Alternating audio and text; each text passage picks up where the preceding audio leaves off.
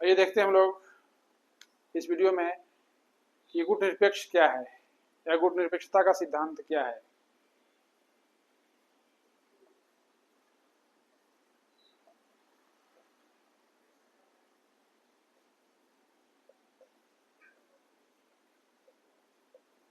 सिद्धांत या इसे हम लोग नीति कहते हैं, पॉलिसी कहते हैं। एक्चुअल में क्या है कि जब द्वितीय विश्व युद्ध 1945 में खत्म हो गया तो दुनिया दो खेमों में बट गई।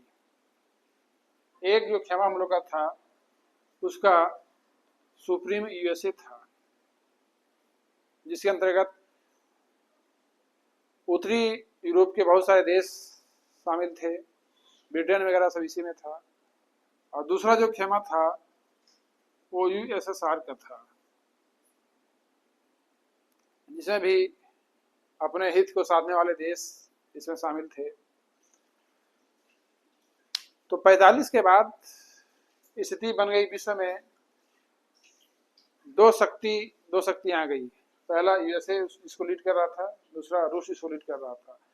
अब इन दोनों के बीच काफी अंदरूनी जो है सो युद्ध चला, इसे हम लोग शीत युद्ध के नाम से जानते हैं। इसको हम लोग कोल्ड वार कहते हैं, कोल्ड वार कहते हैं। अब समस्या हुई भारत के सामने कि भारत किस गुट में शामिल हो। तो भारत ने एक अपनी स्वतंत्र नीति बनाई जिसके तहत वह इन दो में से किसी गुट में शामिल नहीं हुआ। ठीक है, इंडिया जो हम लोग का है, भारत जो हम लोग का है, वह किसी भी गुट में शामिल नहीं हुआ। उन्होंने स्वतंत्र रहते हुए अपनी विदेश नीति खुद से आगे बढ़ाने का प्रयास किया। ठीक है, इसी नीति को हम लोग बोलते हैं गुट निरपेक्षता की नीति। अर्थात दुनिया के किसी भी राजनीतिक आर्थिक मंच पर शामिल ना होकर के अपनी नीति को स्वयं लेकर आगे बढ़ना गुट निरपेक्षता की नीति कहलाता है, जिसका भारत ने बीजारोपण किया। और बाद में चल के जितने भी नवनिर्मित राष्ट्र थे, नव लोकतंत्रवाद के राष्ट्र थे, वे सब धीरे धीरे इसमें शामिल हुए। और इसका सम्मेलन इंडोनेशिया के बांडुंग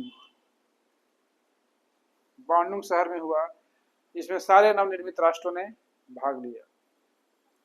बाद में चल करके भारत 1971 के बाद 1971 में ही यूएसएसआर के गुट में शामिल हो गया, क्योंकि जब पाकिस्तान, अमेरिका और चीन के गुट में शामिल हो गया तो एशिया में जो शक्ति संतुलन बन रहा था, उस शक्ति संतुलन में अपने आप को बनाए रखने के लिए भारत ने रूस का दामन थामा और उससे एक 20 वर्षीय संधि की, जिसके तहत दुनिया का कोई भी देश यदि भारत पे आक्रमण करता है तो यूएसएसआर रूस को क्या है, भरपूर समर्थन करेगा।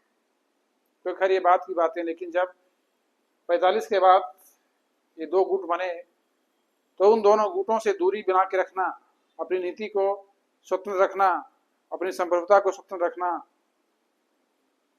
का जो विचार था, जो नीति थी, उसे हम लोग गुटनिरपेक्ष की नीति कहते हैं, जिसका अग्रणी भारत को माना जाता है।